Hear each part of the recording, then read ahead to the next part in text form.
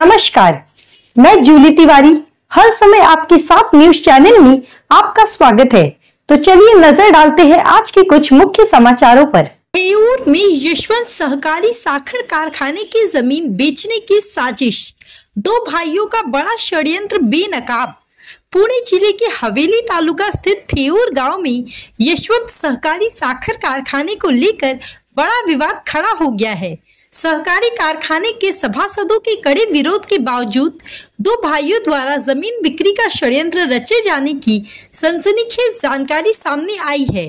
इस खुलासे से क्षेत्र में हड़कंप मच गया है और सभासदों में भारी आक्रोश देखने को मिल रहा है। बताया जा रहा है कि यह जमीन कारखाने से जुड़ी अहम संपत्ति है, जिसे गुपचुप तरीके से बेचने की योजना बनाई गई थी।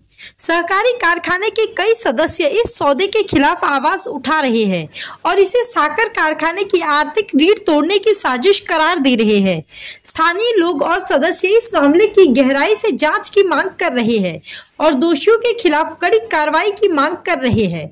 इस पूरे घटनाक्रम ने थेऊर और आसपास के क्षेत्रों में हलचल मचा दी है और अब सभी की निगाहें इस विवाद पर टिक गई है कि क्या ये सौदा रुक पाएगा, क्या दो भाइयों का षड्यंत्र बेनकाब होगा। आने वाले दिनों में इस विवाद में और बड़े खुलासे होने की संभावना जताई जा रही है। पुण्याजवळील यशवंत सहकारी साखर कारखाना थेऊर येथे आहे। हा कारखाना जवळपास 14 वर्षे झाली बंद अवस्थेत आहे। तत्कालीन संचालक मंडळाच्या गैरकारभार आणि गैरव्यवहारामुळे बंद काढलेला कारखाना कर्जबाजारी अवस्थेत गेला। या साखर कारखान्याच्या त्यावेळच्या संचालकांच्यावर फौजदारी गुन्हे दाखल झाले, त्यांच्याकडनं 14 कोटी रुपयाची वसुली झाली। मात्र सरकार बदलल्यानंतर 2015 ला तत्कालीन सहकार मंत्री चंद्रकांत पाटील यांनी त्या वसुलीवर 14 कोटीची स्थगिती दिली आणि दोषी संचालकांना अभय दिलं। आजपर्यंत ती स्थगिती कायम आहे। काल काही दिवसापूर्वी संचालक मंडळ त्या ठिकाणी निवडून आलेलं आहे।